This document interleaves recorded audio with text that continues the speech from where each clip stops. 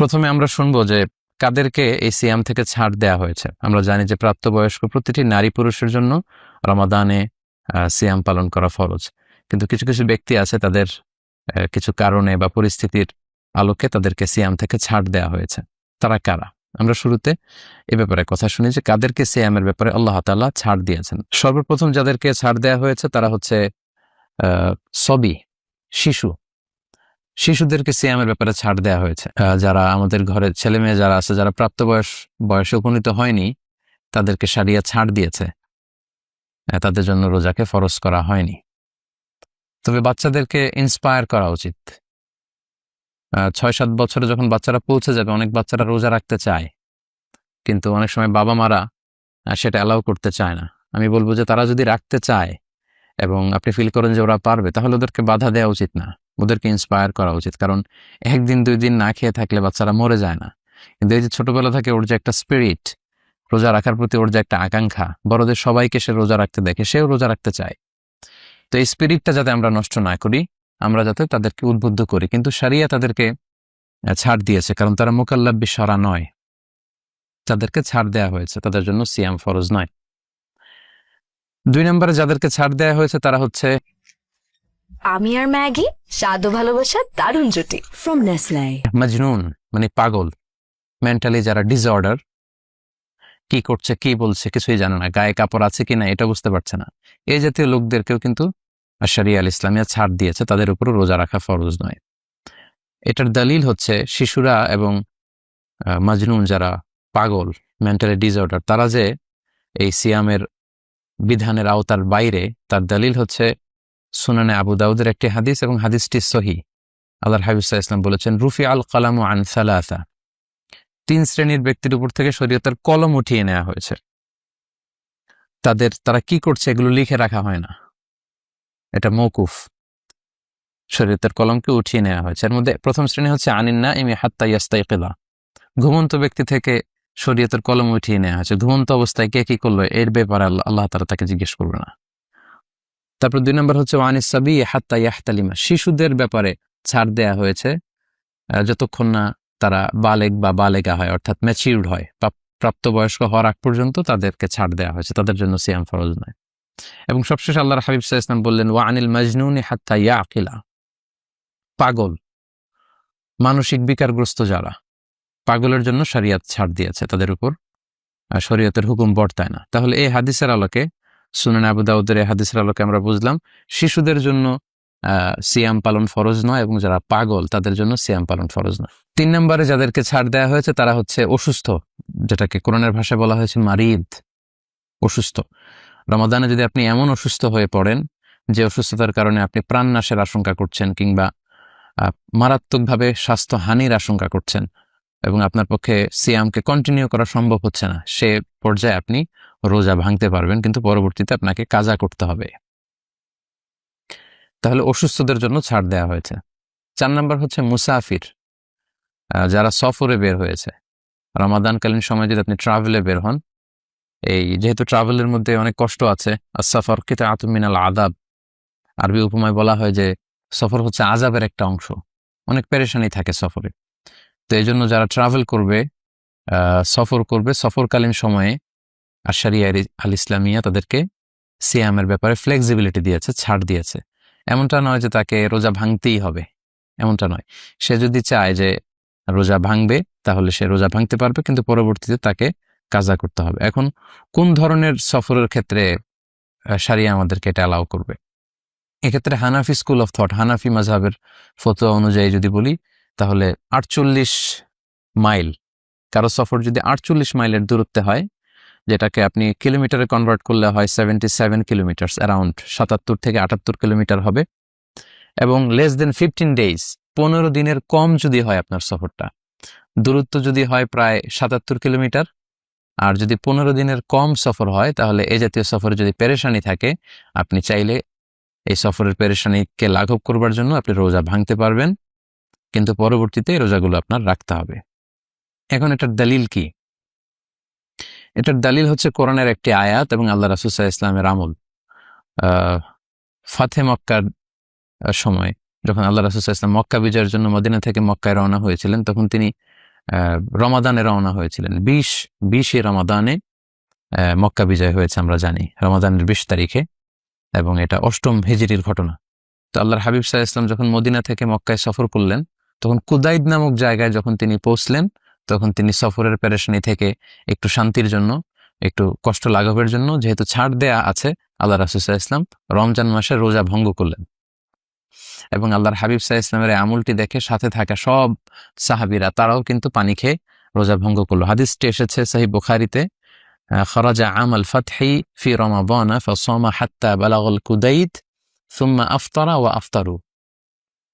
ওই সফরে কুদাইদ নামক জায়গা যখন আল্লাহ রাসূল সাল্লাল্লাহু আলাইহি ওয়াসাল্লাম আসলেন, তখন তিনি পানি খেয়ে ওটের উপর বসা ছিলেন, পানি খেলেন, এবং আল্লাহ রাসূল সাল্লাল্লাহু আলাইহি ওয়াসাল্লামের পানি খাওয়ার দৃশ্য সবাই দেখতে পেল। আল্লাহ রাসূল সাল্লাল্লাহু আলাইহি ওয়াসাল্লাম জনসম্মুখে এটা করলেন যাতে করে সবাই বুঝতে পারে যে সফর অবস্থায় রোজা ভাঙা জায়েজ, এবং এটা থেকে যাতে অন্যরাও ফ্লেক্সিবিলিটি নিতে পারে। আল্লাহ রাসূল সাল্লাল্লাহু আলাইহি ওয়াসাল্লামের দেখা দেখি সাথে থাকা সব সাহাবারাও ওনারাও পানি খেয়ে রোজা ভাঙলেন।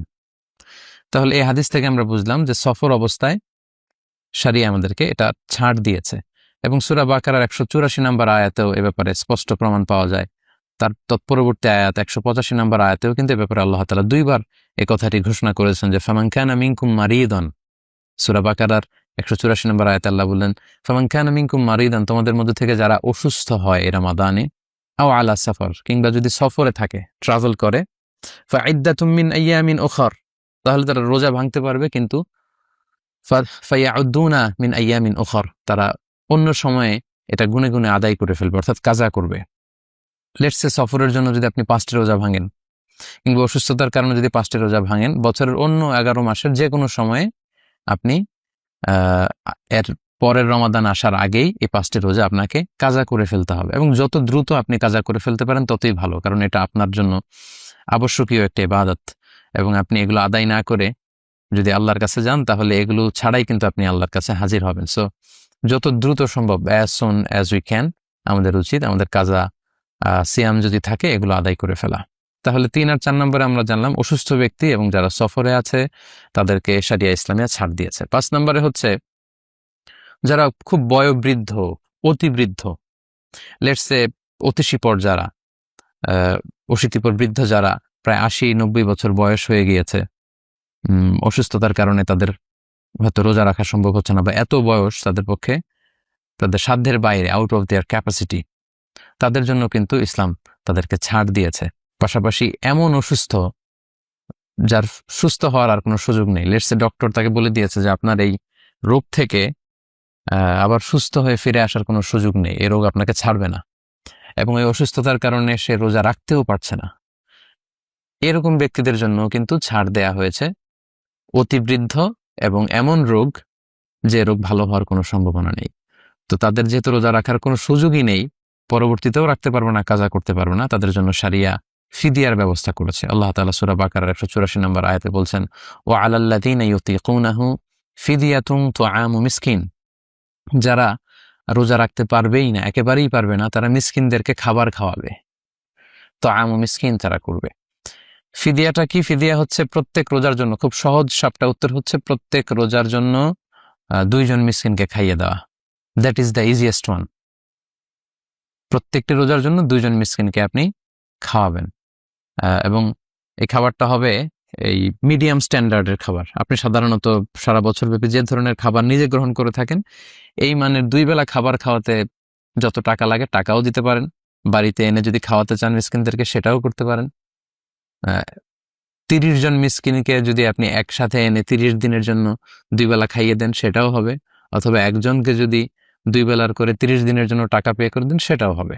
সাইয়েদনা আনাস রাদিয়াল্লাহু তাআলা আনহু, উনি যখন খুব বৃদ্ধ হয়ে গিয়েছিলেন এবং এই বার্ধক্যের কারণে যখন তিনি রোজা রাখতে পারছিলেন না, হাদিসে এসেছে যে উনি ফাকাদ সাবাতা আন আনাস ইবনে মালিক আন্নাহু কানা ফিল আম আল্লাযী মাতা ফীহি লাম ইয়াস্তাতি' আন ইয়াসুমা রমাদান, তিনি অসুস্থতার কারণে, বার্ধক্যের কারণে রোজা রাখতে পারছিলেন না। ফাআতআমা 30 মিসকিনান খুবজান ওয়া লাহমা, তিনি 30 জন মিসকিনকে ফিদিয়া হিসেবে রুটি আর গোশত খাইয়েছিলেন, হাত্তা আশবাউ, এবং এই 30 জন মিসকিন পেট ভরে তারা খেয়েছিল। তাহলে ফিদিয়ার সহজ কথা হচ্ছে যে আপনি প্রত্যেকটা রোজার জন্য একজন মিসকিনকে 2 বেলা খাবার তাদেরকে খাইয়ে দিবেন, অথবা 2 বেলা খাবারের দাম যত হয় সেটা আপনি দিয়ে দিবেন। লেটস সে আপনি যে মানের খাবার খান প্রতি বেলায় সেটার দাম যদি 50 টাকা মূল্যমানের হয়, তাহলে 2 বেলার জন্য তাকে একটি রোজার ফিদিয়া হিসেবে 100 টাকা দিতে হবে। 30 রোজার জন্য 3000 টাকা দিতে হবে। এইভাবে প্রত্যেকের খাবারের যে স্ট্যান্ডার্ড সেটা অনুযায়ী কিন্তু আপনারা ফিদিয়া আদায় করতে পারেন। অনেকেই আমাদের কাছে প্রশ্ন করেন যে হুজুর, আমার দাদি খুব অসুস্থ, আমার নানি খুব অসুস্থ, এবং এত বয়স, রমজানের পরে যে রোজা রাখতে পারবে সেটারও সুযোগ নেই।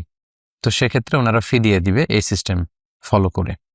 এখানে হাদিসে নিসফু সামিনা তাআমের কথা এসেছে, খাবারের মধ্য থেকে চাল দিয়ে যদি আপনি দেন তাহলে কিলোগ্রাম ও নিসফ 1.5 কেজি। সেই কমপ্লেক্সিটিতে আমি গেলাম না, খুব সহজ সাপটা উত্তর হচ্ছে আপনি ফিদিয়াতু তাআমু মিসকিন, একটি রোজার জন্য একজন মিসকিনকে 2 বেলা খাবার খাওয়াবেন, অথবা ওই খাবারের টাকা দিয়ে দিলে ওই দিনের ফিদিয়া আদায় হয়ে যাবে।